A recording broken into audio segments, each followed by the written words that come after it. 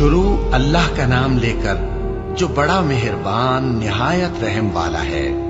وہ جو نہایت مہربان ہے، اسی نے قرآن کی تعلیم فرمائی، اسی نے انسان کو پیدا کیا، اسی نے اس کو بولنا سکھایا۔ سورج اور چاند ایک حساب مقرر سے چل رہے ہیں، اور بوٹیاں اور درخت سجدہ کر رہے ہیں، اور اسی نے آسمان کو بلند کیا اور میزان عدل قائم کر دی کہ اس میزان میں حد سے تجاوز نہ کرو، اور انصاف کے ساتھ ٹھیک تولو اور تول کم مت کرو۔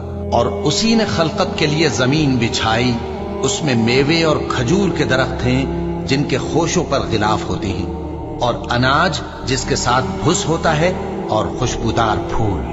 تو اے گروہ جن و انس، تم اپنے پروردگار کی کون کون سی نعمت کو جھٹلاؤ گے؟ اسی نے انسان کو ٹھیکرے کی طرح کھنکھناتی مٹی سے بنایا، اور جنات کو آگ کے شعلے سے پیدا کیا۔ تو تم اپنے پروردگار کی کون کون سی نعمت کو جھٹلاؤ گے؟ وہی دونوں مشرقوں اور دونوں مغربوں کا مالک ہے، تو تم اپنے پروردگار کی کون کون سی نعمت کو جھٹلاؤ گے؟ اسی نے دو دریا رواں کیے جو آپس میں ملتے ہیں، مگر دونوں میں ایک آڑ ہے کہ اس سے تجاوز نہیں کر سکتے۔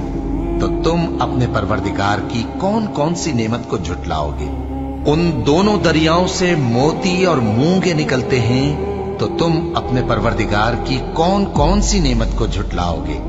اور جہاز بھی اسی کے ہیں جو سمندر میں پہاڑوں کی طرح اونچے کھڑے ہوتے ہیں، تو تم اپنے پروردگار کی کون کون سی نعمت کو جھٹلاؤ گے؟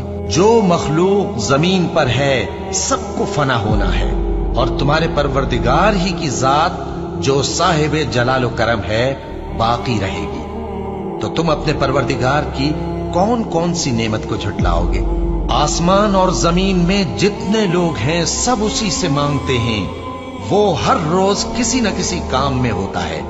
تو تم اپنے پروردگار کی کون کون سی نعمت کو جھٹلاؤ گے؟